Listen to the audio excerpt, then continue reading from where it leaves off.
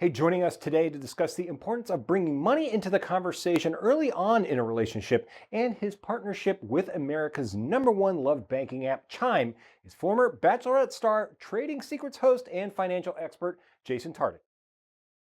Love, money, and dating, these are all really, really hard conversations to have. But let's also look at the root of it, right? We were not taught anything about money in our school system. We certainly weren't taught how to talk about it. So when we look at the survey from Chime, it's really interesting because we're starting to see some generational shifts in openness within these conversations. And we need that because we know that married and cohabitating relationships are suffering when they're not talking about money. It's creating material tension in their relationships, and it's a leading indicator for divorce. Now, with the Chime survey, what we're seeing is that 50% of Gen Z and millennials actually find it attractive when someone is willing to be open and talk about their income.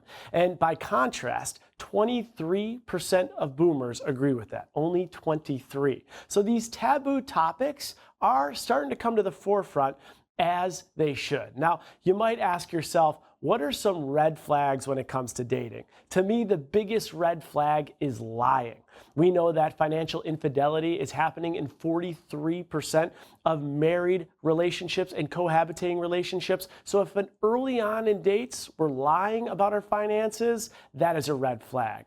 But usually lying is sparked by fear of judgment. So I would also say another red flag is judging someone. When someone has the ability to be open with their finances and vulnerable, meet that with appreciation, not with judgment, because income, credit score, debt, that can all be solved. Now, one thing we know that's common, our daters out there, according to the Chime survey, are struggling. 74% of them say that rising costs have really impacted their dating lives. And get this, 31% of them said that they had to cancel dates because of financial reasons.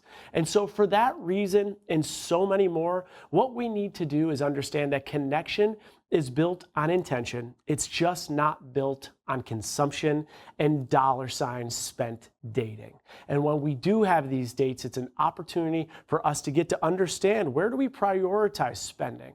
Where do we earn? How do we earn? And we could also have even more playful conversations than direct questions like, what's your credit score? We can ask people something fun like, where do you overspend? You know you overspend, and unless you go broke, you'll continue to overspend. It's these conversations that are changing the shift in how we approach love and money, generation to generation. And Chime is giving us all that information so that we can bring these conversations to the forefront. It's finance making progress.